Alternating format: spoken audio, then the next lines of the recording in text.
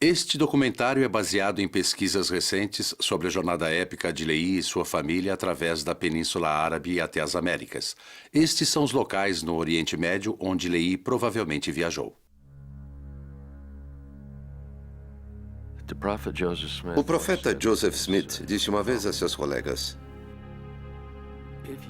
se você viver até o próximo século, será testemunha das inumeráveis evidências do livro de Mormon. Jornada de fé.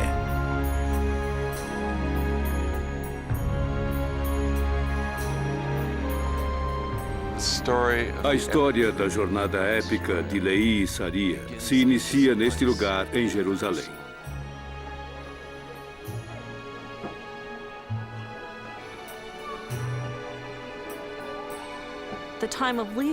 Na época de Lehi, Jerusalém era uma simples colina rodeada por uma muralha levantada por Davi e Salomão. É a cidade que Lehi andava com frequência e na qual via muitas pessoas que lhe eram familiares. O templo era um local central onde as pessoas iam para oferecer sacrifícios e orações. Esta cisterna estava aqui nos dias de Lehi e Saria e era uma fonte vital de água para toda a cidade.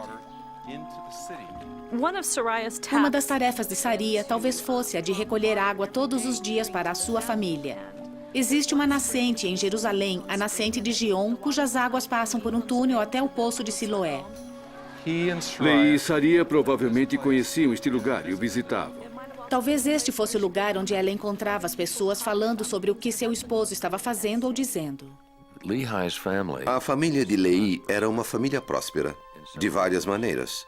Eles possuíam rebanhos, tinham uma casa em Jerusalém, possuíam o que se chamava uma terra de sua herança, uma terra designada como herança, e possuíam riquezas como prata, ouro e objetos preciosos.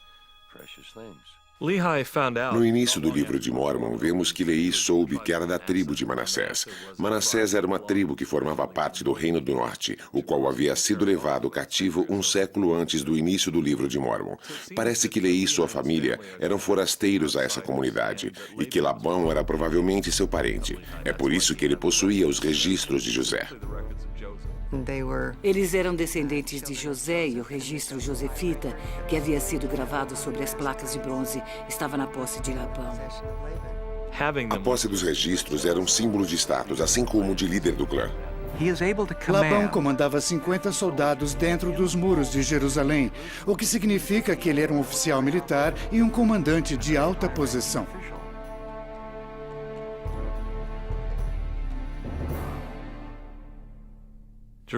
Na época de Lehi, Jerusalém estava passando por um período de muita dificuldade. Embora Jerusalém não fosse poderosa no tamanho e em termos de poder político e força militar, era uma cidade de grande importância em termos de assuntos internacionais.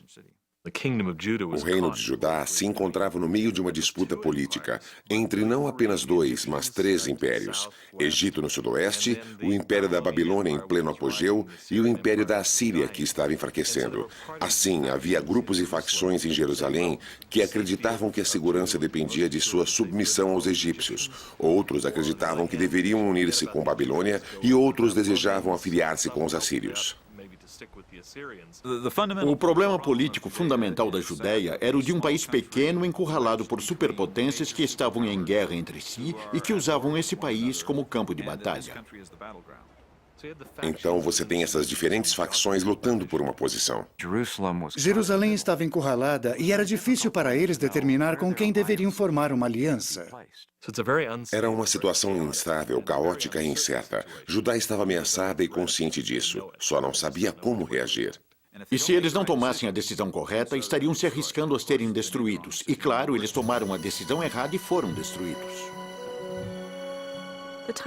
Durante a época de Lehi, havia vários profetas que estavam ministrando ao mesmo tempo. Entre os contemporâneos de Lehi estavam Sofonias, Naum, Abacuque e o mais conhecido e famoso de todos, Jeremias. Existe uma razão para acreditar que Lehi poderia ter conhecido Jeremias pessoalmente. Todo o ministério de Jeremias foi na mesma cidade na qual Lehi ministrou também. Juntamente com os profetas contemporâneos estavam os jovens que viviam ali antes de serem levados cativos para a Babilônia. Entre eles estavam Daniel e Ezequiel, os quais haviam crescido até sua adolescência nesse local e na idade adulta passaram a viver longe de Jerusalém, na Babilônia. Gostaria de pensar que o jovem Daniel e o jovem Ezequiel conheciam a Nefe. A cidade de Jerusalém era um lugar pequeno com aproximadamente 25 mil pessoas. A imagem que temos da sociedade de Jerusalém nas vésperas da destruição de Judá é a de idolatria. Este é um dos temas mais falados por Jeremias. O povo adorava muitas outras coisas além do único Deus verdadeiro de Israel. Durante os dias de Leí, ocorreram muitas mudanças ideológicas. Acredito que uma delas foi a tendência de algumas pessoas de colocar a lei acima de profecias e de seguir o Espírito. Observamos que Jeremias também tinha a esperança de que as pessoas escrevessem um novo convênio em seus corações. Eles se apegavam à parte externa da lei, faziam seus sacrifícios, observavam o dia do Senhor e faziam todas as coisas que eram fáceis de ver. A imoralidade existia em abundância e parece que tanto Jeremias como Leí eram contra e repreendiam as pessoas que não viviam os mandamentos. Eles simplesmente não cumpriam a lei de Moisés. Também existia a injustiça social em Judá, com uma arrogante classe privilegiada anexada de muitas maneiras ao Egito. Nesse sentido, é importante notar que Leí possuía claramente tais vínculos com o Egito. Sua família pertencia a esse tipo de alta sociedade. Era um homem de posses, possuía a educação adequada, porém a diferença dos outros de sua classe social é a sua rejeição à dependência do Egito. É muito interessante. Eles ignoravam as viúvas, órfãos e oprimiam os pobres. Eles não compartilhavam seus bens com os pobres. Pensavam mais em suas riquezas que em seu Deus e não viviam o espírito da lei. As profecias de Leí consistiam de dois componentes importantes. Um, de que a cidade seria destruída se as pessoas não se arrependessem. Dois, com relação ao Messias. Ambas as partes de sua mensagem deixavam o povo zangado. Leí dizia que não havia esperança, o Senhor não iria interceder por eles. Caso se arrependessem, talvez pudessem ser salvos, porém eles diziam, de que temos que nos arrepender? Esse também era o argumento de seus filhos, Lamã e Lemuel, os quais pareciam representar a opinião da classe alta de Jerusalém que dizia, sabemos que eles são um povo justo, as pessoas de Jerusalém são boas, Jerusalém não vai ser destruída. Dentro do contexto geral das proximidades do Antigo Oriente, Jerusalém era muito vulnerável. Mesmo quando as pessoas tinham a tendência de confiar demais em que Deus iria livrá-los novamente no futuro, assim como o fizeram em outras ocasiões no passado. Jeremias dizia, vocês chegaram a um ponto em que nem o arrependimento vai adiantar, a não ser que seja drástico. O Senhor os abandonou, e vocês confiam na proteção física do templo. Porém, o Senhor os abandonou, e vai permitir que sejam castigados. Leí foi chamado em 597 a.C. e começou a pregar no primeiro ano do reinado de Zedequias. As pessoas ficaram contra ele. Finalmente, a pressão e as ameaças contra sua vida eram tão duras que o Senhor pediu que partisse. No final, Leí só tinha uma saída. Ele não podia ir ao norte ou ao leste, onde estava a Babilônia.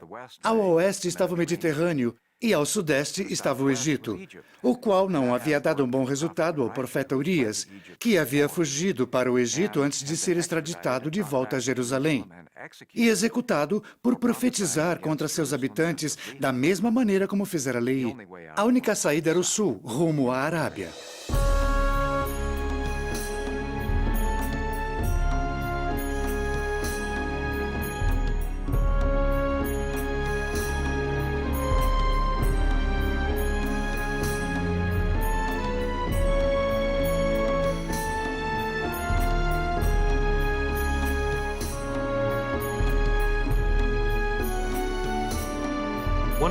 Uma das possíveis rotas que Leí decide seguir é através de Arad, onde ainda encontramos as ruínas de um templo. Ao contrário do que os eruditos têm dito por anos, que o único templo, o único lugar onde estas ofertas eram aceitáveis, se encontrava em Jerusalém. Agora sabemos que havia templos em outros lugares. Este era um santuário que foi usado na cidade de Arad, comissionado primeiramente nos dias de Salomão. E na minha frente se encontra o pátio externo. Atrás de mim está o lugar santo, e atrás dele o Santo dos Santos, acompanhado de 2 altares do incenso. Muitas pessoas se surpreendem pelo fato de que Nefe edificou um templo ao chegar ao Novo Mundo, dizendo que nenhum judeu devoto edificaria um templo fora de Jerusalém. De fato, judeus devotos edificaram templos fora de Jerusalém, e possivelmente Leí e seu grupo passaram por esses locais. Um dos aspectos importantes da lei mosaica era o fato de que a pessoa teria que estar pelo menos a 3 dias de viagem do santuário a fim de poder oferecer sacrifício. Essa parece ser a razão pela qual Nefe deixa claro em seu relato que ele e sua família se haviam afastado o suficiente do santuário, de modo que seu pai pudesse oferecer sacrifício e assim estar em conformidade com a lei de Moisés.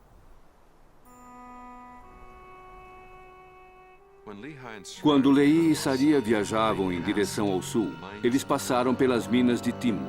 Com o tempo, Nefe e os outros membros do grupo passariam por esse lugar pelo menos 5 vezes.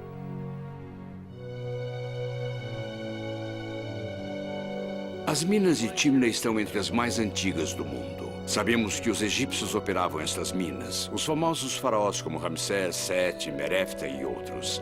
Essas minas também eram operadas pelo reino de Israel, de maneira que eram conhecidas como as minas do rei Salomão. Estas minas haviam estado em operação no mínimo por 1000 anos antes da época de Leí. As minas de Timna eram importantes e indicavam que havia atividade metalúrgica. Eram de grande importância na antiga Israel. Sem dúvida, essas minas e as operações de fundição estavam no apogeu na época que Nefe passou através desse vale. Provavelmente ele deve ter estado aqui durante suas viagens entre o Mar Vermelho e Jerusalém, cuja jornada ele fez 5 vezes. Sendo que Nefe vivia em Jerusalém, deveria estar ciente dos diversos locais na cidade onde se encontravam os artesãos. E é possível que ele tenha sido um aprendiz de metalúrgica. Poderia ser que Nefe tenha estudado, aprendido e trabalhado com metais. Talvez como designação da família, o que lhe permitiria fazer placas de metal e escrever nelas. Ele disse, eu fiz as placas nas quais estou escrevendo. Portanto, sabemos que possui habilidades de metalurgia. Não existe dúvida de que Nefe admirava os trabalhos finos de metal. Essa foi a primeira coisa que notou sobre a liarrona, que era esmeradamente trabalhada. Ele toma tempo para descrever-nos a espada de Labão. Assim, ele admirava um trabalho de metal bem feito. E no processo de tirar a vida de Labão, ele tomou tempo para admirar a sua espada. Ao chegar ao Novo Mundo, ele estabelece a fabricação de espadas, usando a espada de Labão como modelo. Se eles tinham noções de metalurgia, isso deve ter determinado a direção que foram. Seria um trajeto familiar e um lugar conhecido. Se eles trabalhavam com metais, conheciam as minas de Timna. Acredito que não exista como negar a ideia de que Nefe tinha o interesse e o talento de trabalhar com metais.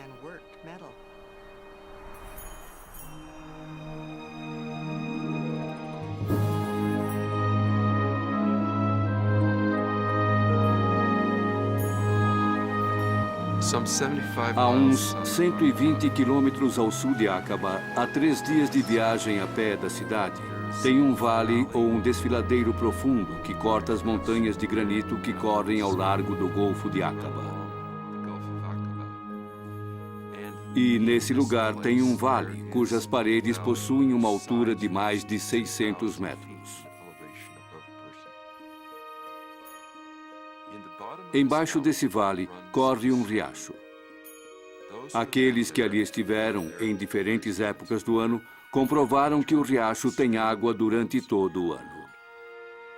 Este lugar se chama Wadi Taib al-Issam, e parece ser o melhor ou talvez o único candidato para o primeiro lugar onde Lehi e Saria acamparam. Quando Lehi ofereceu sacrifícios no lugar onde acamparam, fez um altar de pedras, o qual coincide precisamente com a lei do altar descrita no capítulo 20 de Êxodos. Em sinal de gratidão e de acordo com a lei, eles edificaram um altar e ofereceram sacrifício, demonstrando que o conceito do templo estava profundamente enraizado neles. Não posso imaginar quão maravilhoso era dispor dessa forma de adorarem juntos como família, de dizer ao Senhor, somos uma família e estamos diante de Ti em gratidão. Para eles, esta era a expressão mais eloquente de gratidão por haverem sido protegidos e abençoados por Deus. Quando lemos sobre esta família, de quão próximos e unidos eles eram em tudo o que faziam, é difícil não sentir inveja. O altar é uma tradição que vem desde o começo do Pentateuco. O altar em si mesmo é um templo em miniatura. E ao reconhecer que, de alguma maneira, definitivamente somos nutridos por Deus, tanto física como espiritualmente, e, desse modo, ao expressá-lo em oração, as bênçãos são recebidas por esse ato.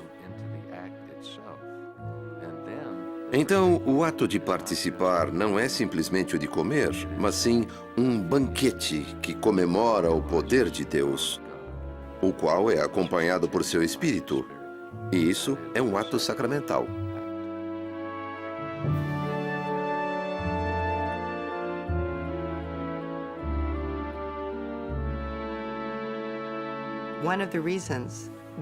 Uma das razões pelas quais Nefi e seus irmãos retornam pelas placas de bronze é para ter um registro escrito.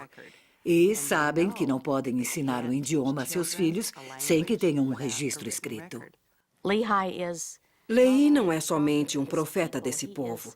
Ele mora com eles, ele é seu patriarca, ele é seu pai. E eles se reúnem, adoram juntos, oferecem sacrifícios juntos. Eles estudam as placas de bronze juntos.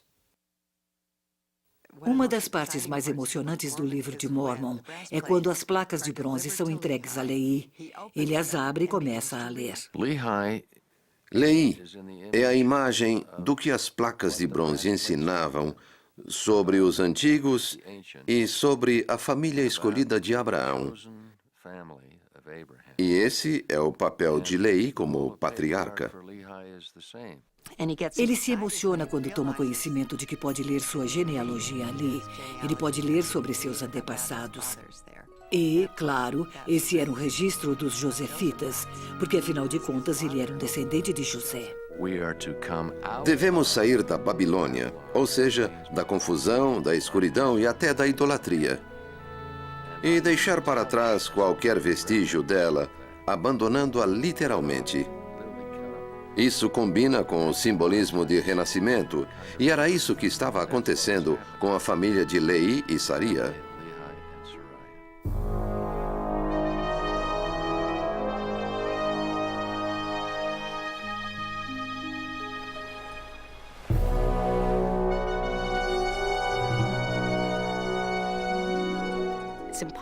É impossível não ter sentimentos por essa história. Nefi inicia seu relato na primeira sentença, colocando-se em um contexto familiar. Nós, mulheres, estamos acostumadas a colocar-nos entre as linhas dessas histórias. Porém, nesse caso, nos sentimos mais parte dela do que com outras histórias das Sagradas Escrituras. Observamos a participação de Saria e muitas vezes até ouvimos o que ela diz. Os homens tinham o poder e as mulheres exerciam influência. É possível que as mulheres não expressassem o que sentiam ou o que pensavam em público. Porém, em privado, seus esposos as ouviam. O papel da mulher era essencial. Ela deveria saber como preparar a comida durante a viagem, e isso não era nada fácil. Nefe saía para caçar, porém elas tinham que estar preparadas para cozinhar aquilo que ele pudesse trazer. Elas deveriam gerenciar todos os detalhes domésticos. Somente o fato de preparar pão para a família nessa época, separar o grão, limpá-lo, secá-lo, moê-lo, fazer a massa e assá-lo, para uma mulher que vivia no ano 600 a.C., com uma família de 6, demorava pelo menos 3 horas diárias, somente para fazer pão. Vemos uma estrutura familiar fácil de reconhecer por meio de nossas próprias vidas, a qual nos faz estremecer. Todos nós somos como a família de Leí. Existem tensões em nossos lares e todos têm dificuldades sobre decidir quem será o responsável e quais são os objetivos da família. Isso está bem claro no livro de Mórmon. É realmente uma família. Vemos a rivalidade e a tensão entre irmãos e podemos imaginar o que isso provoca em uma mãe. Penso que muitas vezes ela devia atuar como mediadora entre seu esposo visionário e seus filhos, muitas vezes agindo com rebeldia. Imagino que no momento que Leí falou-lhe sobre o que o Senhor o havia instruído a fazer, ela antecipou o que isso provocaria em sua família. A dinâmica dessa família é muito interessante. Vemos a lealdade entre os filhos mais velhos, Lamã e Lemuel, que parecem estar mais aliados à classe alta de Judá do que com seu próprio pai, a quem veem como um traidor dessa classe.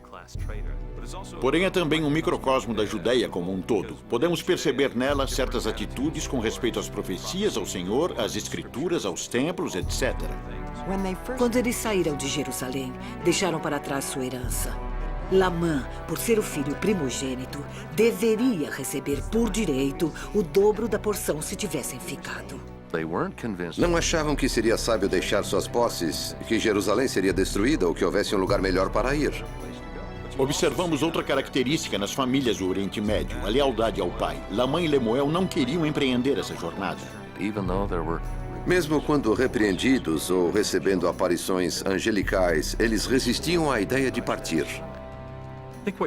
Vemos que Leí era uma pessoa muito rica, que vivia nos arredores de Jerusalém, que tinha 2 filhos mimados, que haviam crescido na opulência e que aguardavam ansiosos pelo dia em que pudessem herdar toda essa fortuna. E mesmo assim seguiram a seu pai porque a lealdade é absoluta na cultura do Oriente Médio. Contudo, eles descarregaram toda a sua animosidade pelo seu pai em seu irmão Nefe.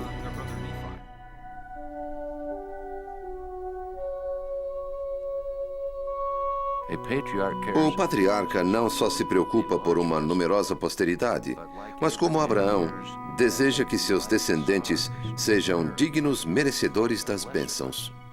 O que eles veem em seu pai é que ele subitamente traiu a sua situação. Ele se transforma nesse fanático religioso que deseja afastá-los do lugar de sua herança, privando-os do conforto que estão acostumados. Nefe diz que Leí implora a Lamã e Lemuel com todo o sentimento de um terno pai. Algo que entristece a mim e mulheres que conheço é o fato de terem filhos com Lamã e Lemuel e de encontrarem grande consolo no fato de que ainda assim elas mantêm uma relação amorosa com esses membros da família. Elas dizem que, embora eles abandonassem a fé, ainda assim nos amamos e passamos bons momentos juntos. Isso é um conforto para a mulher. Mas no caso de Saria, isso não aconteceu e isso me causa muita pena.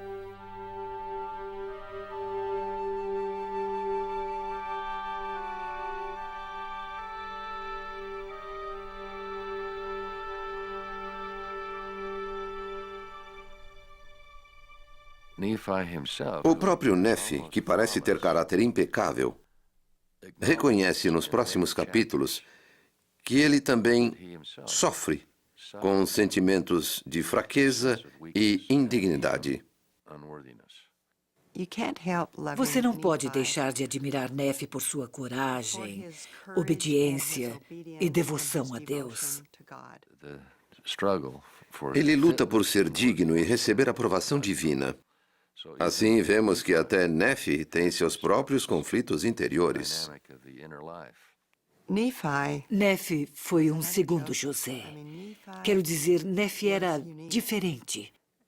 José tinha irmãos que o odiavam, assim como os irmãos de Nefe. E, mesmo assim, sua lealdade a Deus o manteve firme à barra de ferro que seu pai e ele mesmo haviam recebido em uma visão. Ele nunca soltou essa barra.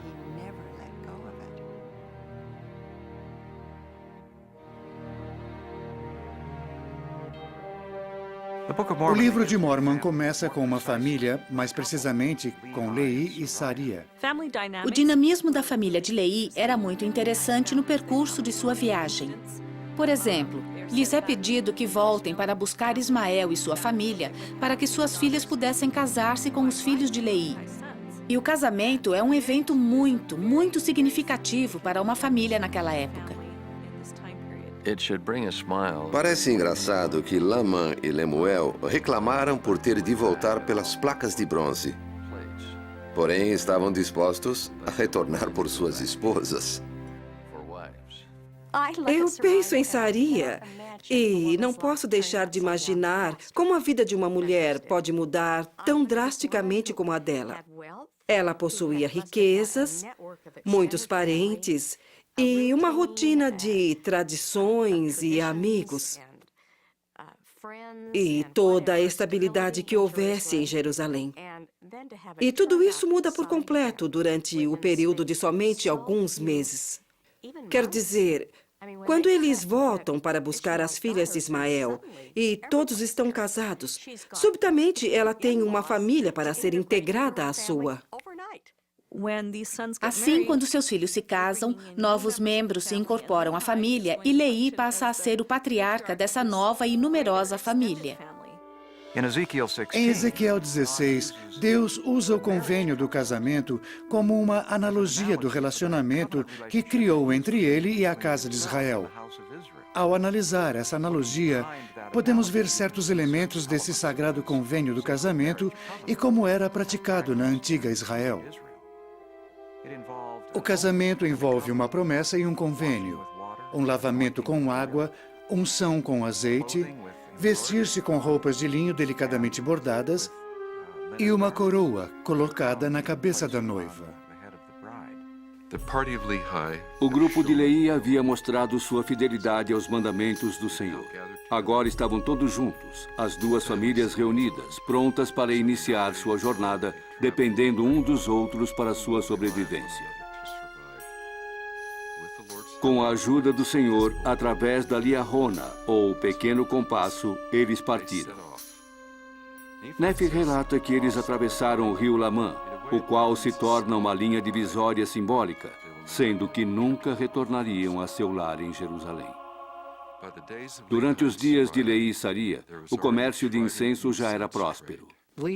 Quando Lehi saiu de Jerusalém, parece ter seguido o caminho inverso da rota do incenso. Se nossa conclusão estiver correta de que Lehi seguiu a rota do incenso no sentido sul, às margens do Mar Vermelho, e ele sabia exatamente aonde ir, então ele tinha obtido esse conhecimento por experiência própria ou por contato com os mercadores do sul da Arábia ou de outras partes da região. O nome Lehi é bastante comum no sul da Arábia. De fato, um grande número de reis possui o nome de Lehi Atar. Assim sendo, existem algumas indicações no próprio nome que ele já havia tido contatos anteriores com a área. Devido às várias possibilidades disponíveis de obter água e outros recursos, Lehi poderia ter viajado naquela área, porém não necessariamente na mesma rota usada pelos outros. Parece que Lehi estava de alguma forma familiarizado com a cultura local para poder realizar essa viagem. No caminho da rota do incenso havia um oásis, onde havia água. Eles não poderiam ter viajado sem água. O deserto estava repleto de ossos de pessoas que não puderam achar o próximo poço de água e era necessário seguir a rota. Mas o caminho não estava claramente marcado. Eles tinham apenas uma ideia geral. As viagens na Arábia dependem grandemente da disponibilidade de água. Sem ela, a pessoa morre. Portanto, era necessário seguir as rotas onde os mananciais de água estavam disponíveis. Havia necessidade de procurar por um poço ou um pequeno riacho para poder abastecer-se de água. Era uma questão de vida ou morte. Os poços estavam distantes entre si, requerendo das pessoas um bom estado físico para poder realizar a viagem. Tudo indica que começaram ao longo da costa do Mar Vermelho, mas eventualmente chegariam até as montanhas. Não sabemos se cruzaram por um dos caminhos conhecidos ou se a Liahona os guiou por outras rotas.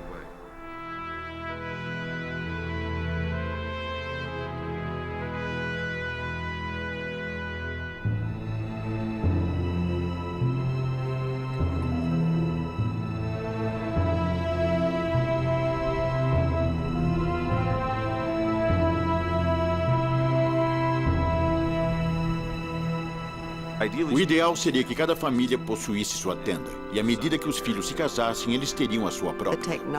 Na época de Lehi, as tendas eram feitas provavelmente da mesma maneira como na época de Abraão, de pelos de cabra. A maneira tradicional de viver em tendas nas sociedades dos beduínos tem sido muito estável, sendo que eles, através de experiências, desenvolveram durante séculos a melhor maneira de construí-las. As tendas mencionadas por Nefi, quando ele diz, e meu pai habitava em uma tenda, devem ter sido semelhantes àquelas usadas atualmente pelos beduínos. As maneiras como eles confeccionavam as tendas era muito interessante. Geralmente eles teciam pelos de camelo e de ovelha, formando longos painéis que depois eram unidos para formar as tendas. À medida que a jornada progredia, as mulheres teciam nesses pequenos teares, criando essas longas faixas de tecido que depois eram unidas e amarradas para construir novas tendas.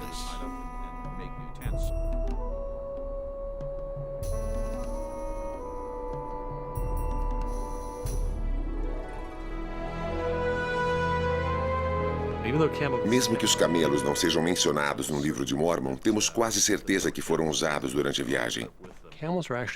Os camelos são animais usados para longas viagens. Desta maneira, não necessitam de muita pastagem ou grande quantidade de vegetação para se alimentar. Outra qualidade única sobre os camelos é de que eles podem viajar grandes distâncias sem alimento. A sua corcova é composta basicamente de gordura e não de água, o que lhes permite viajar grandes distâncias sem necessidade de comer. Então, quando chegasse a um oásis no deserto, você despenderia um bom tempo naquele local sem muita pressa. Teria tempo para alimentar seus camelos e dar-lhes água suficiente.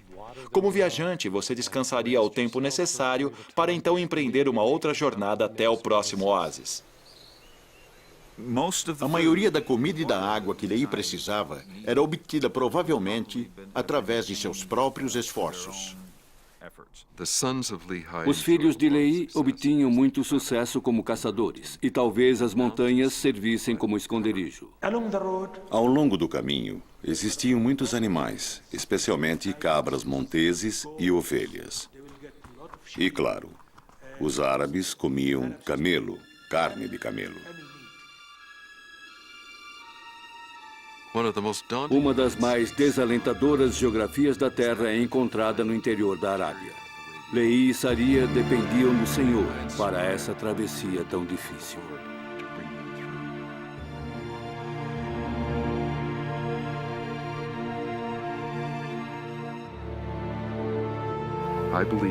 Acredito que devem ter levado cerca de 1 ano para ir desde seu primeiro acampamento até Naom, porque é ali que Nefi menciona o nascimento dos primeiros filhos.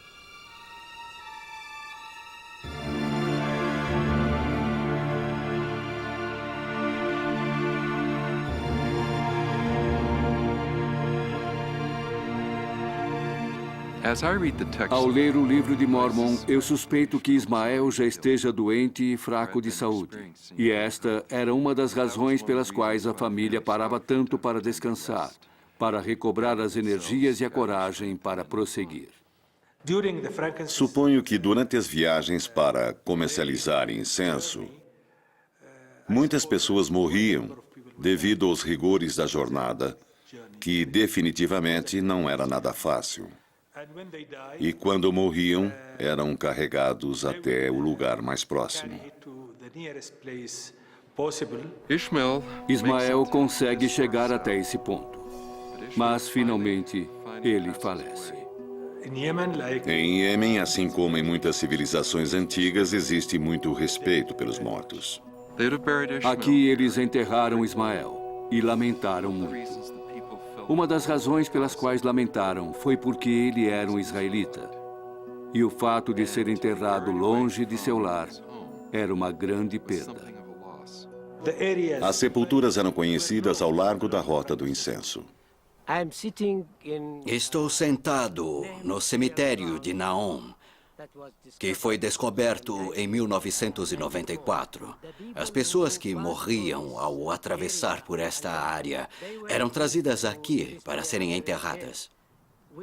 Não importa se eram do Iêmen ou forasteiros do norte, do Mediterrâneo ou de outro lugar qualquer. As sepulturas são como pequenos montículos ou montes.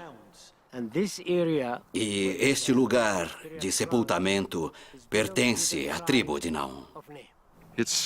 Com certeza, este lugar tinha um nome antes que eles chegassem, porque Nefi descreve cuidadosamente em sua passagem como um lugar chamado Naom. Esta é a terra de Naom, a região de Naom, pertencente à tribo de Naom.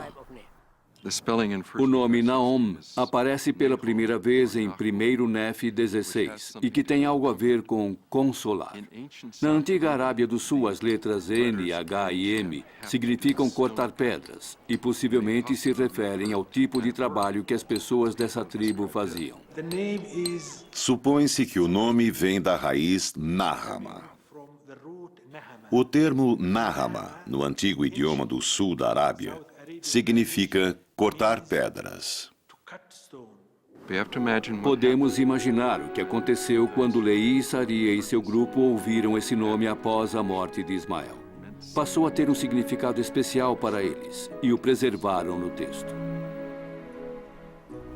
Os habitantes do Iêmen escavaram vários cemitérios nessa região. Em alguns encontraram restos mortais mumificados. As múmias encontradas aqui no Iêmen foram sepultadas de maneira diferente das do Egito. Os joelhos não estavam retos, como no Egito. Também os corpos estavam cobertos com couro bem fino. Os achados de Naom são, para mim, descobrimentos de grande significado. Os índices geográficos da época de Joseph Smith não mencionam tais lugares. O que parece é que o livro de Mormon prevê o que o homem viria a descobrir. As probabilidades de encontrar por coincidência aquele nome exato, naquela época exata e naquele exato lugar são inexistentes. E encontrá-lo no local e no momento preciso oferece muita credibilidade ao livro. Para aqueles que dizem que o livro não tem nenhuma confirmação arqueológica, esse fato apresenta uma confirmação espetacular, algo não esperado. Seria muito difícil que Joseph Smith pudesse ter colocado esses detalhes em sua história. O livro de Mormon é preciso em seu conteúdo. E a arqueologia moderna, na realidade, confirma suas predições. Ele acerta na mosca, mais preciso impossível. Encontramos inscrições no templo de Barã, em Marib, que datam do século VI a.C., na qual se referem às pessoas que viviam em Naom. Essa região era conhecida nos dias de Leí e era chamada pelo mesmo nome. Os templos lá descobertos são precisamente da mesma época de Leí.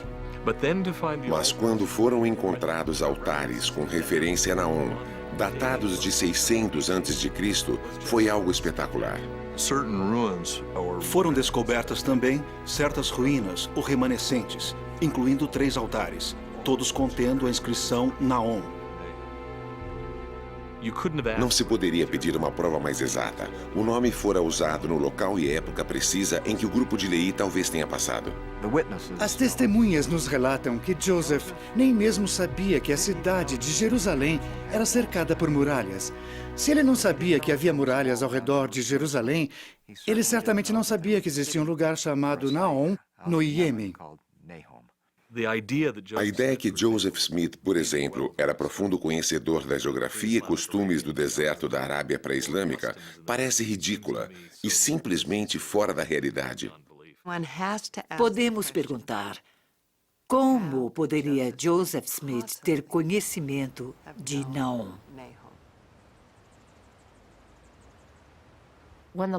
Quando o Senhor pede que façamos algo, Ele não apresenta uma agenda completa com planos, mapas e itinerário.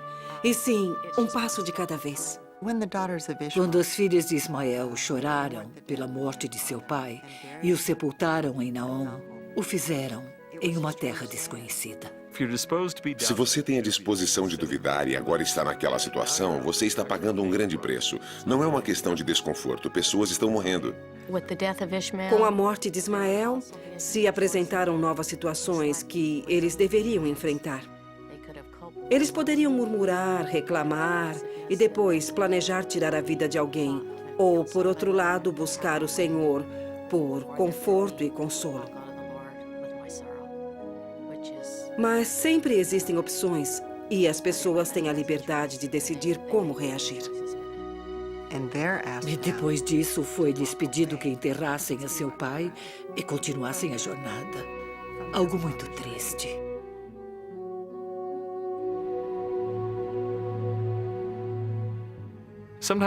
Às vezes devemos olhar sob o ponto de vista de Lamã, Lemuel e os filhos de Ismael. É muito fácil se sentar confortavelmente como fazemos e dizer que eles não deveriam murmurar, eles deveriam ter entendido. Mas como nos sentiríamos se tivéssemos que deixar nossa vida confortável e ser guiado por um visionário para um lugar desconhecido e começar a pagar um alto preço por isso? Dessa maneira, eles lamentaram e deve ter sido algo bem difícil para eles. Depois, tiveram que partir sem nunca mais retornar. Deve ter sido muito difícil, pois eles eram muito achegados, de acordo com suas práticas religiosas, aos túmulos de seus ancestrais.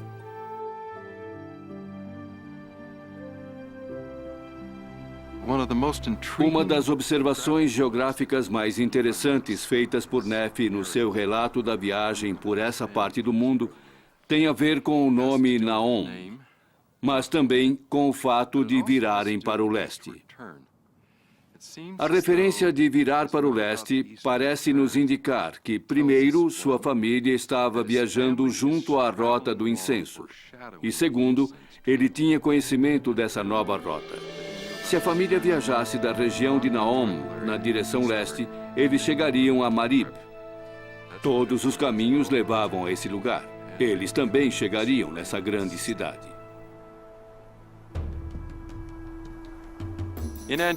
Na antiguidade, Marib foi uma das cidades mais importantes do mundo e uma das escalas na legendária Rota do Incenso.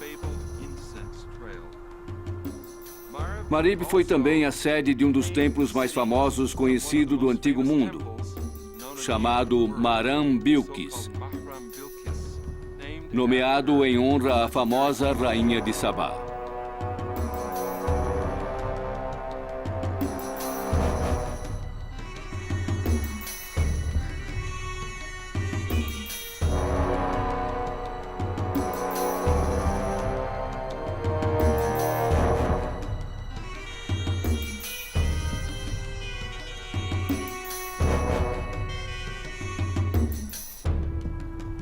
Marib chegou a transformar-se num grande centro urbano devido a seus sistemas de represas e irrigação.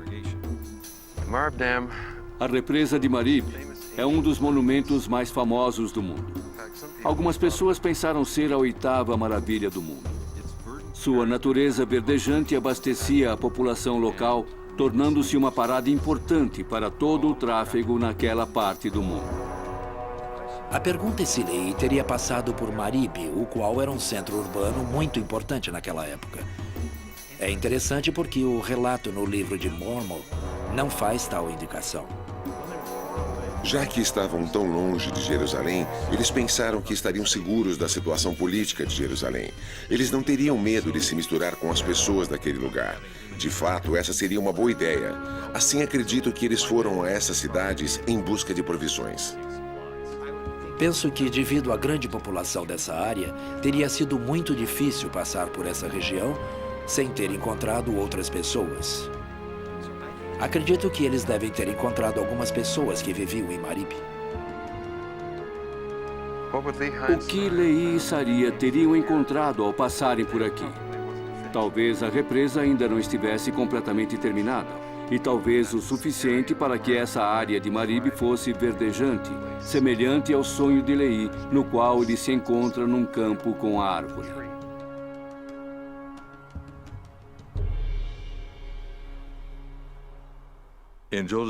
Nos dias de Joseph Smith, poucas pessoas com educação teriam conhecimento dessa civilização que uma vez floresceu no noroeste do Iêmen. É interessante que não encontramos indicação de que Lehi tenha interagido com pessoas na Arábia, mas lemos que ele sabia o nome de certos lugares. Isso implica que eles tomaram conhecimento desses nomes ao falar com outras pessoas. Duvido que Lehi tenha feito todo esse trajeto da Rota do Incenso sem ter cruzado com outras pessoas. Ele não deve ter encontrado muitas pessoas. Essa região não é muito povoada, mas de vez em quando deveria ter encontrado alguém. Só no final dessa jornada ele tenta passar despercebido. Ele era diferente dos outros, teria se sobressaído como um estrangeiro. Eles evitaram o máximo possível ter contato com outras pessoas por segurança. Você passa por tantos reinos, estados e sheiks, e também necessita pagar impostos e fazer negócios com eles, comprar e vender. Todos os árabes daquela época eram politeístas. Eles tinham uma grande quantidade de deuses que estavam agrupados em um tipo de família. Aquelas pessoas tinham seu próprio deus chamado Dulu Samani, o deus do céu, e este deus era o deus das caravanas. Há grandes diferenças entre a cultura religiosa própria e a crença religiosa das populações locais. Acredito que Lehi evitaria dar qualquer coisa que poderia ser oferecida a outros deuses. De acordo com a lei de Moisés, isso seria muito errado.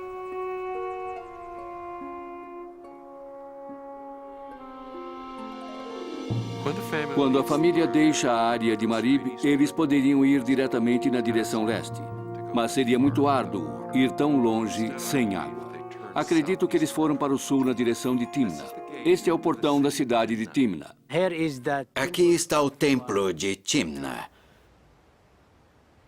dos habitantes de Timna, conhecido como Templo do Deus Am.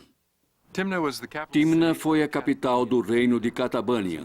Esse era o lugar principal onde paravam as caravanas que vinham do leste.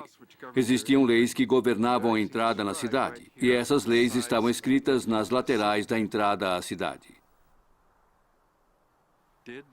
Será que Lehi e Saria, juntamente com seu grupo, passaram por essa área? Acredito que esse é o único local em que poderiam ter vindo para obter água, o elemento-chave dessa jornada.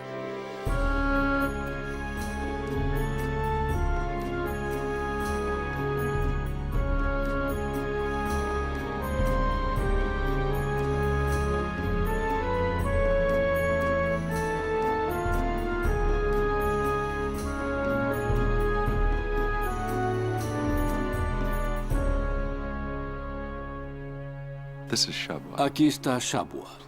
Pliny, o sacerdote que viveu no primeiro século depois de Cristo, disse que esta cidade possuía 60 templos. Este lugar floresceu devido ao mercado de incenso. As pessoas tinham muitos bens e as construções eram lindas. Nefi relata que sua família dobrou em direção ao leste da área de Naom e Marib. Shabwa fica na direção leste na trajetória que corta o deserto. Acredito firmemente que Lehi e Saria passaram por aqui. A cidade teria sido o centro de muitas atividades. Se tivessem entrado na cidade, teriam encontrado suprimentos e um lugar para recobrar as forças. Esse era o último paradeiro verdejante antes de continuar sua jornada em direção ao leste.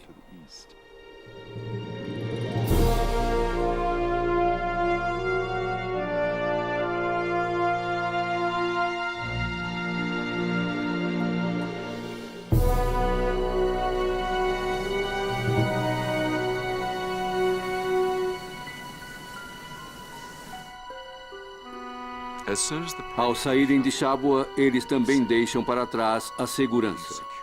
A cidade oferecia certo raio de proteção, mas no momento em que estavam além daquele raio, eles estavam em território inexplorado. Essa parece ter sido a pior parte da jornada. Não sei quais eram as condições para as mães darem à luz, mas deve ter sido bem mais fácil do que fazê-lo no meio do deserto.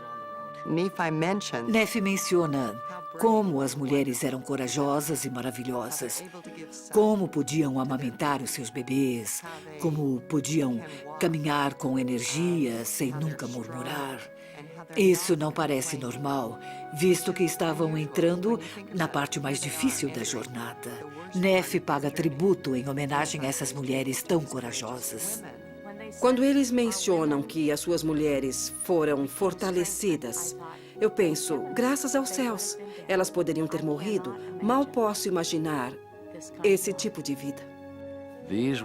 Essas mulheres que foram levadas ao deserto, algumas já mães, entre elas Saria, tinham que conceber, dar à luz, carregar seus filhos nos braços e no ventre. Tudo isso sob altas temperaturas do calor do deserto. Toda pessoa que viajou com um grupo de crianças sabe que o trabalho multiplica. Leva mais tempo para realizar qualquer tarefa. Toda vez que Lamã e Lemuel fazem algo errado, dizemos, eles não eram boas pessoas. Se pensarmos sobre o ponto de vista deles, e se eles eram bons maridos, posso entender seus sentimentos de proteção para as suas esposas e filhos, que tanto sofriam. É muito difícil.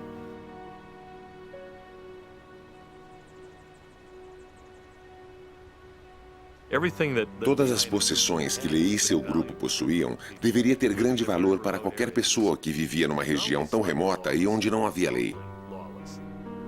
Eles devem ter passado por regiões habitadas unicamente por tribos onde não havia lei e nenhum controle de Estado ou governo.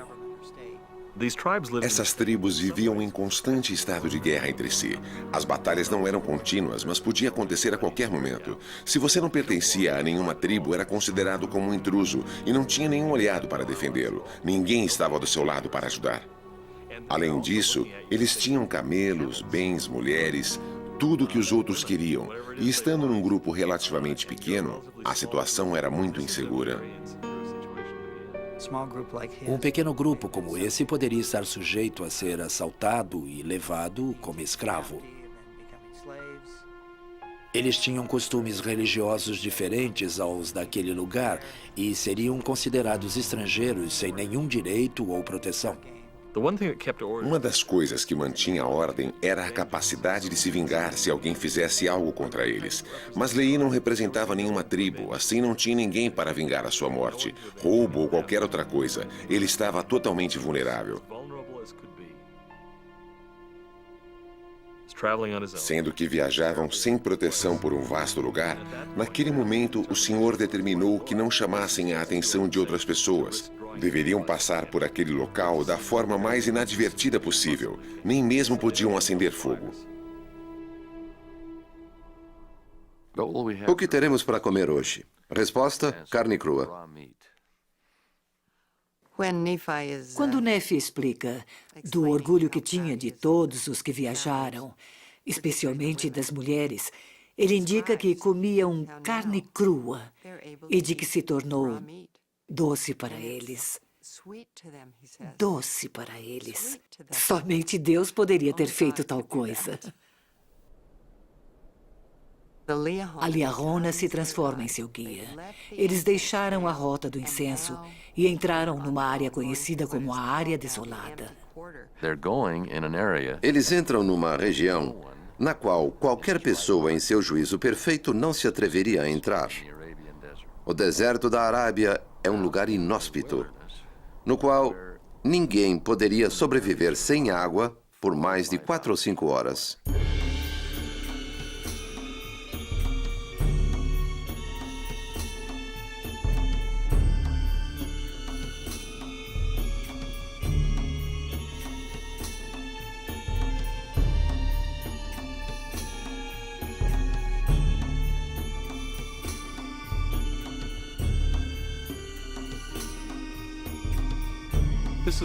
Este é o Rub al-Khali, a área desolada, o lugar que faz honra ao seu nome devido à mais absoluta falta de vegetação. O calor é terrível, desidrata e tira a energia das pessoas. As temperaturas atingem níveis extremamente altos. Existe também a ameaça das areias, que podem matar e enterrar facilmente qualquer pessoa. E quando ela chega, vem com muita força. As tempestades de areia não são coisas passageiras, são realmente terríveis.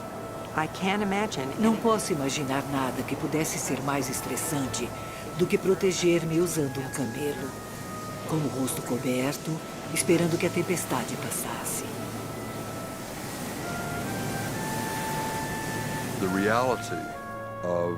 Para o leitor moderno, é muito difícil compreender a realidade deste local, constantemente hostil. Esta era uma dura realidade que Neff e sua família tiveram que enfrentar, dia após dia. A jornada, em vez de tornar-se mais fácil, pelo contrário, ficava cada vez mais difícil.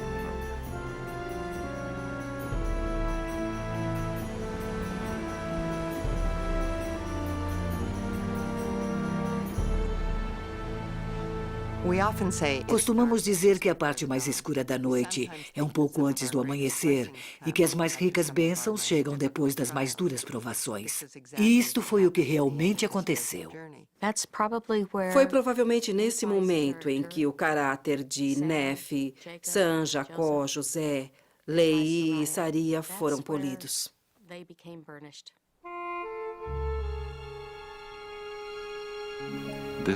O cruzamento deste deserto infernal foi acompanhado por muitas aflições.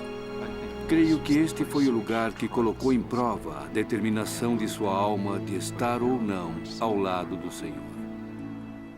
Alguns dos membros da família tiveram que engolir seu orgulho e seguir avante, mas outros não puderam ou não quiseram, e para eles deve ter sido muito difícil. Ninguém pode culpá-los, pois ao passar por este lugar não viram outra coisa a não ser um calor abrasador, areia, moscas e escorpiões.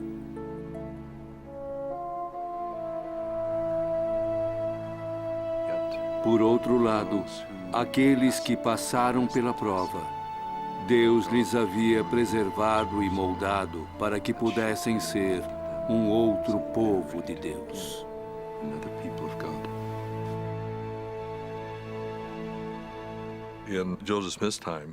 Na época de Joseph Smith, o mundo acadêmico da Europa e América acreditava que a Península Árabe era um grande deserto que se estendia de um mar a outro. Deveria ter sido difícil para que Joseph descrevesse as rotas de viagem, especialmente os lugares férteis, como a Terra da Abundância, o qual era completamente desconhecido. Encontrar tais lugares como aqueles descritos no livro de Mormon é realmente fantástico. Nesta fotografia da Arábia tirada de um satélite, vemos uma pequena faixa verde de vegetação. Esta é a região de Dhofar, no Omã. Ela está quase que exatamente ao leste de Naom. Dentro desta ilha verdejante, na costa sul da Arábia, encontra-se a Terra da Abundância.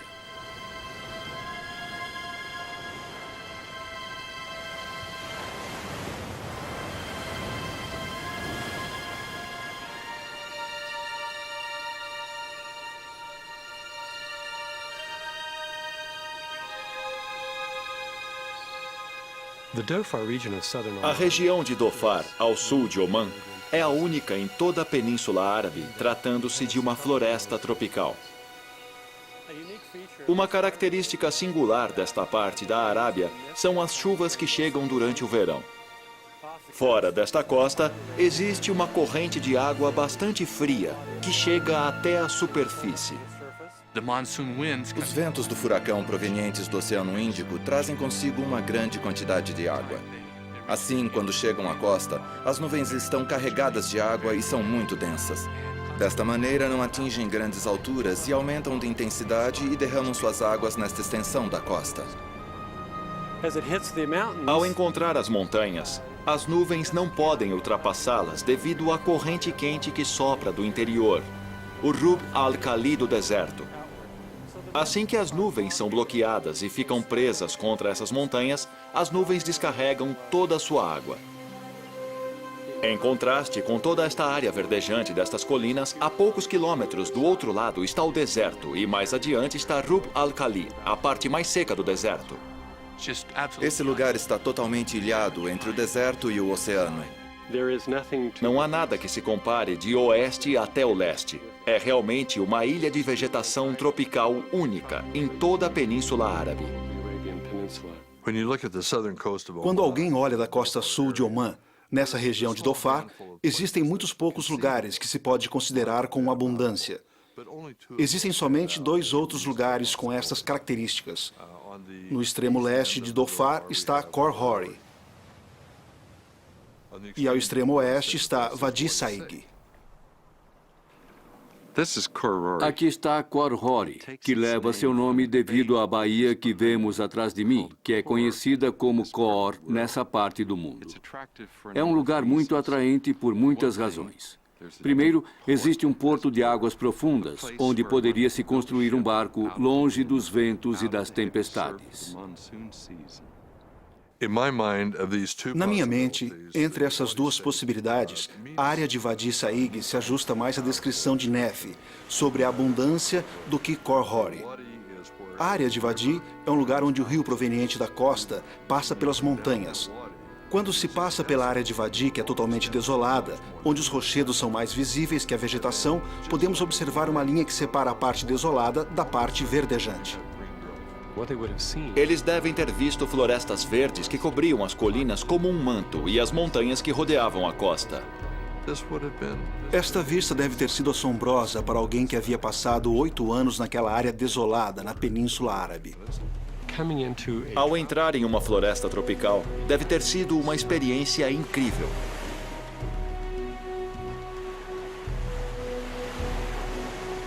Nefi descreve esta área como abundância, pela grande quantidade de frutas e mel. Observei 2 espécies distintas da família das uvas que cresciam nesta área. Esta região é muito rica em tâmara e figos, e na parte superior das montanhas existem muitas oliveiras. Também há pepinos, melões e outros tipos de melões silvestres que podiam ser usados como alimento. Existia também um tipo de ameixa silvestre. Ali havia jasmins silvestres, um dos meus favoritos.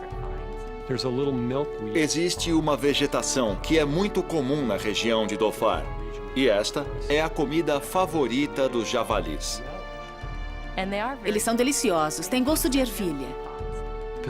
Os pistachos são as nozes principais desta região. Na época de Nefi, é possível que fosse cultivado frutas cítricas, como a lima, e assim também tínhamos frutos desse tipo.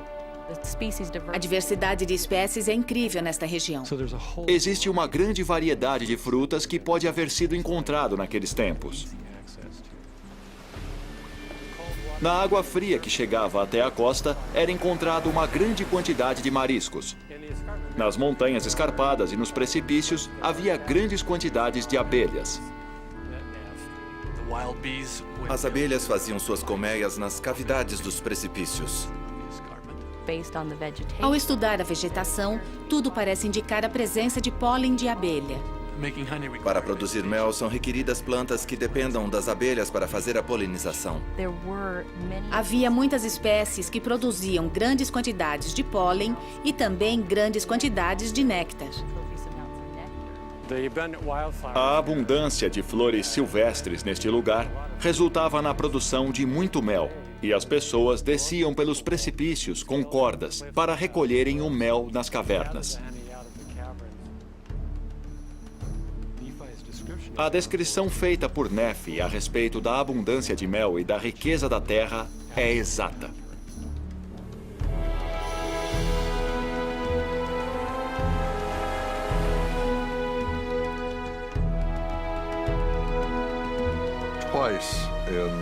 Duas vezes no capítulo 17, Nefi menciona esse monte aonde ele vai para orar. É possível subir a ele em algumas horas. e é um lugar muito peculiar de se ir.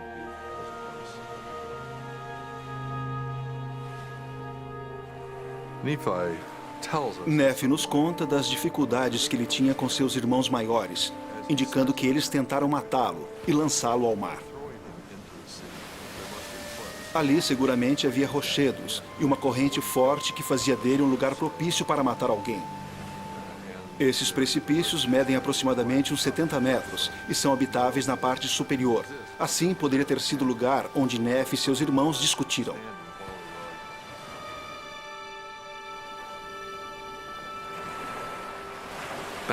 A Terra da Abundância não foi o final da viagem. Não sabemos quanto tempo passou desde que o Senhor falou a Nefi, mas é claro que ele desejava que continuasse sua viagem. Por isso, a necessidade de construir o barco por Nefi. As embarcações que eles usavam naqueles dias nessa região eram seguramente para navegar por águas não muito profundas pela costa, ao invés daquelas mais elaboradas, usadas para navegar mar adentro.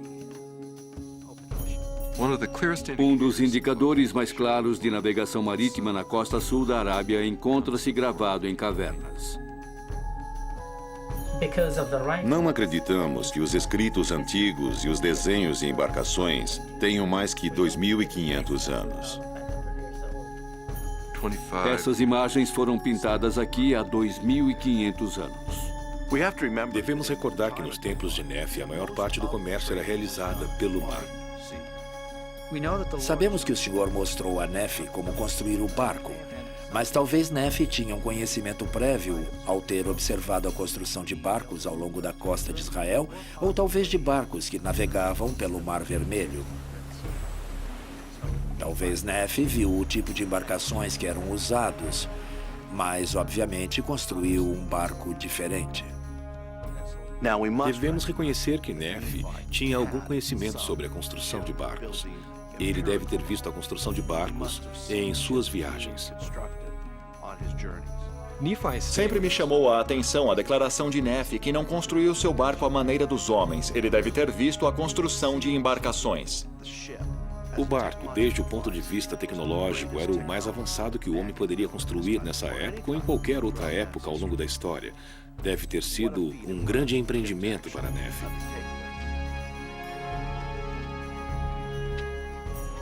Quando foi mandado a Nefi construir o barco, ele fez somente uma pergunta ao Senhor.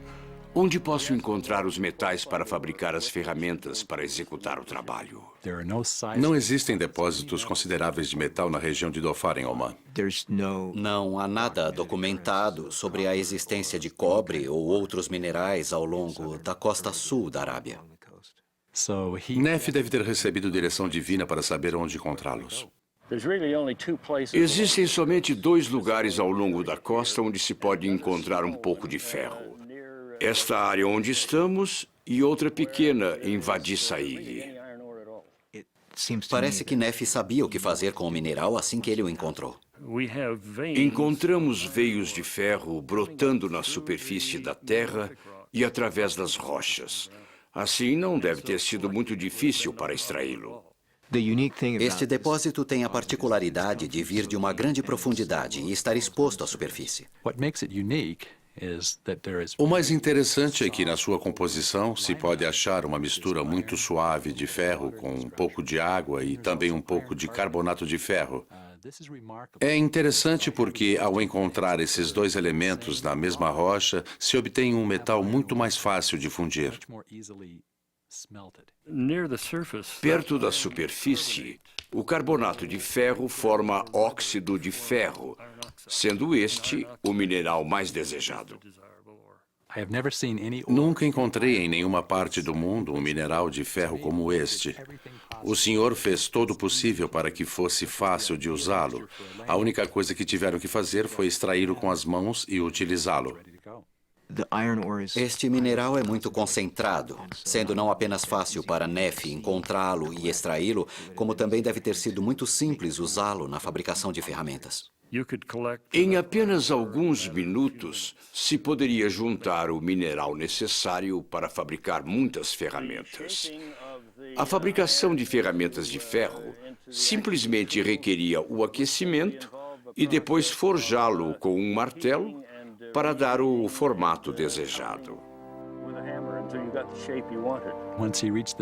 Ao chegar ao Novo Mundo, Neff se refere aos diversos tipos de metais que existiam em grande quantidade.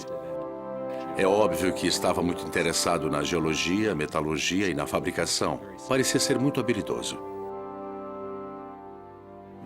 Os ferreiros do Velho Oeste norte-americano faziam o mesmo que fez Neff. Ficou assombrado que existiram esses 2 depósitos de minerais na Terra da Abundância, informação que Joseph não teria como saber.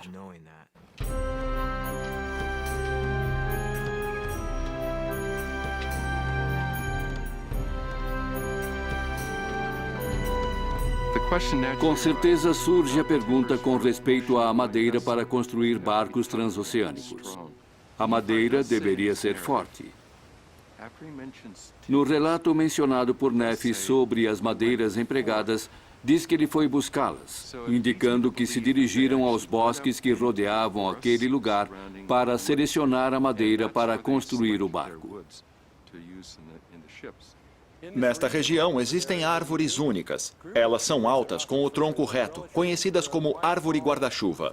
Os habitantes dessa região dizem que sempre foram uma grande fonte de madeira.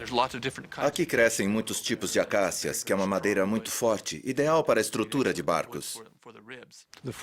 O bosque em si não é muito alto. A maioria das árvores não cresce muito, mas existem alguns tipos em particular que poderiam extrair madeiras de tamanho considerável. A madeira necessária para o resto do barco estava disponível nas montanhas e bosques da região de Dhofar.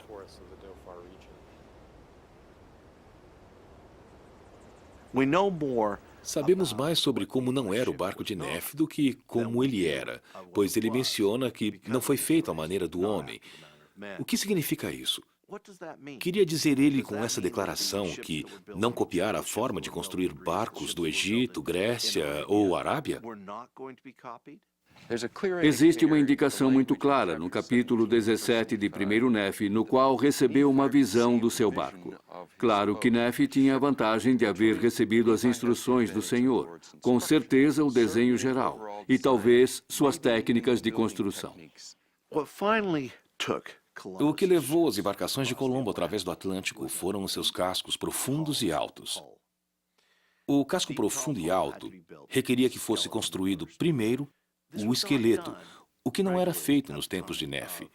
Seria isso que Nefe mencionou quando disse que não construiria o barco à maneira dos homens? A primeira coisa que se fazia geralmente era construir o casco e depois o esqueleto. Caso o esqueleto fosse construído primeiro, o barco poderia ser mais alto e mais profundo. O que Nefe decidiu foi construir primeiro o esqueleto e depois agregar o casco. Isto era uma inovação.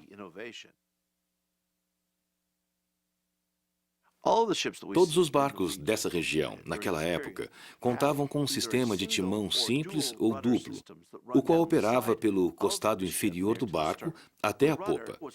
O timão era muito importante ao navegar em mar aberto, já que isso determinava a direção que permitiria ao barco ser impulsionado pelo vento ou protegê-lo em meio de uma tormenta inesperada. Sem timões bons, o barco afundaria. É quase seguro que o barco de Nefe contava com um sistema duplo de timões, já que apenas um não seria suficiente para controlar o barco no meio do oceano. Nefe não faz nenhuma menção sobre as velas. Ele diz que se lançou ao mar, mas não menciona nada quanto às velas. Assim, provavelmente não foram feitas de modo especial ou não eram diferentes daquelas convencionais no seu tempo. O barco de Nefe deve ter tido uma grande vela retangular. Existe uma palmeira anã que cresce nestas montanhas, com a qual se pode fazer excelentes cordas. Uma das características desse tipo de corda, em vez de deteriorar-se ao ser exposta à água, como outros tipos, ela se torna mais forte e dura quando molhada. Os entendidos do livro de Mormon têm especulado sobre o tamanho do barco. O tamanho é um luxo moderno, mas para as pessoas daquela época não era muito importante. Focalizamos na ideia de tempo, velocidade e espaço. O que para as pessoas daquela época eram luxos desnecessários. Eles tinham uma tecnologia mais utilitária. Assim, a ideia de ter mais espaço não tinha nenhum significado para eles. E eu acredito que o barco de Neff media menos de 15 metros de comprimento. Quanto tempo levou para construí-lo? De 2 a 3 anos, no mínimo. Sabemos que Neff nunca duvidou quando o Senhor lhe ordenou construir um barco desse tipo, mas também sabemos que seus irmãos estavam cheios de dúvidas, pois sabiam que Neff não tinha experiência como construtor de barcos.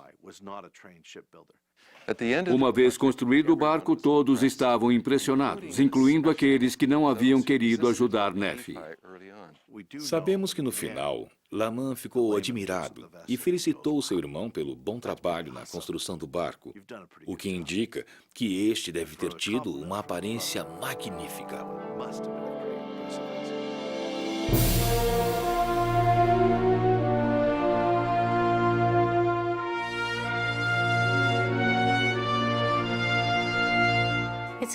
É muito interessante observar a transição de Lehi, o profeta, a Nefi, o profeta, pois parece ter sido muito tranquilo. Não vemos que haja uma transferência de modo formal. A personalidade tão magnífica de Nefi permitiu não prestar atenção aos comentários negativos de seus irmãos, que questionavam com sarcasmo: "Você construir um barco?" Ele simplesmente segue adiante com seu trabalho. Nefi é um personagem incrível. Cada vez que ele enfrenta um obstáculo, parece crescer em estatura moral. A forma como sobrepõe os desafios é quase milagrosa. Quando seus irmãos amarraram e trataram de matá-lo, a fé que Nefi possuía foi como uma luz que penetrou a atitude obscura de seus irmãos. Ele é justo, amoroso, bondoso e que perdoa. Seu exemplo é como o de José do Egito, no qual faz perfeito sentido, pois era seu descendente. Não existe um só caso em todos os seus ensinamentos em que não sejam compelidos a seguir ao Senhor. Nefi não pede aos seus irmãos que o sigam, apenas que sigam a Deus. Lehi não pede que sigam a Nefi, ele pede que sigam a Deus.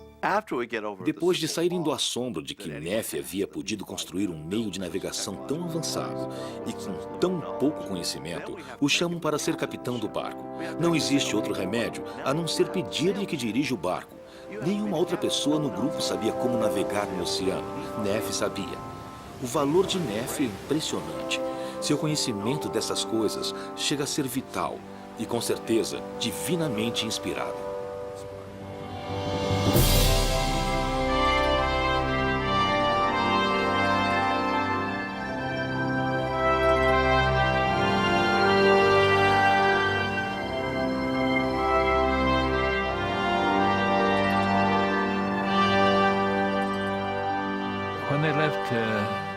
Quando eles deixaram a Península Árabe, a terra da abundância, se tivessem seguido o curso de outros navegantes árabes, teriam ido diretamente ao leste pelo Oceano Índico, no meio da estação dos temporais, com os ventos em direção à Península Índica.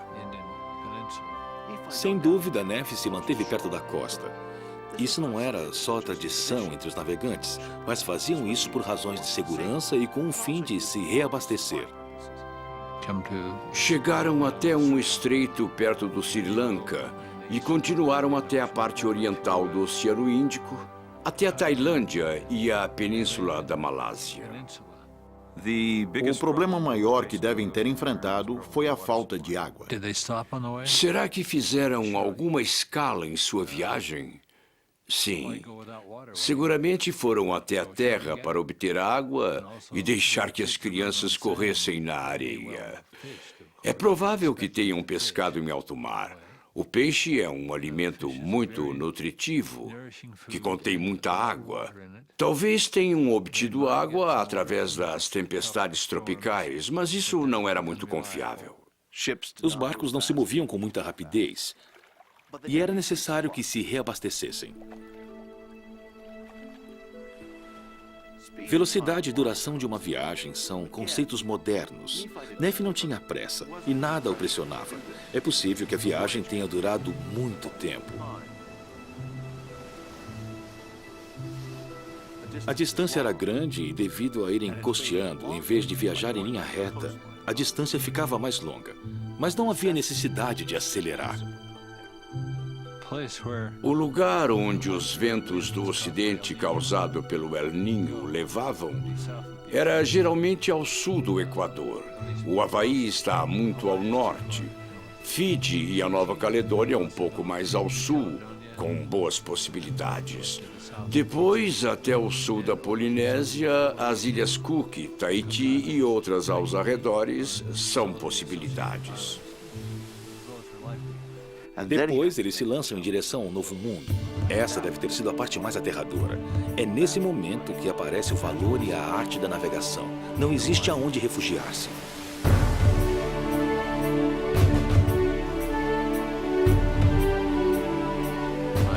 Considero que devem ter chegado à costa do que é hoje a Guatemala, ou talvez El Salvador. Não posso oferecer um cálculo mais preciso.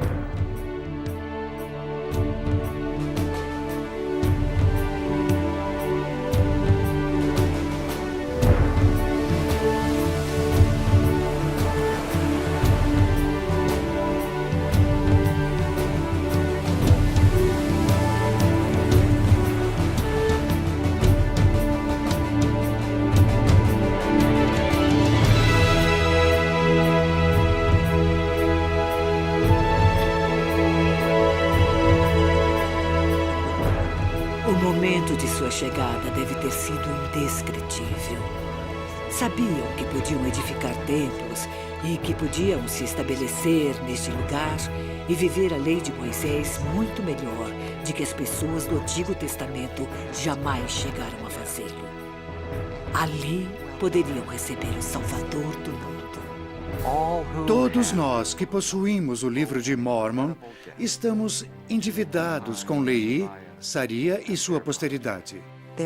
Seu relato e experiências nos ajudam a enfrentar os desertos de nossa vida, a regressar à árvore da vida, a qual Lehi viu. Todos vivem numa mistura de pesares e alegrias. Esta é a natureza de nossa existência. Esta é também a razão pela qual essa história se torna a história de nossas vidas. Aprendemos que deve haver oposição em todas as coisas e não nos entregamos diante dos pesares. Também encontramos inspiração e cremos no que o Senhor disse em suas promessas depois de fazermos a nossa parte. O resultado disso são bênçãos enormes. A mensagem espiritual do livro de Mormon supera todas as demais. Esse é o enfoque central e se baseia no Cristo ressuscitado.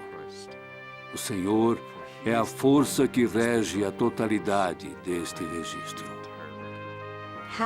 É impossível sequer pensar que um jovenzinho como Joseph Smith pudesse inventar uma história tão fantástica como a viagem desta família. Isso veio do Senhor.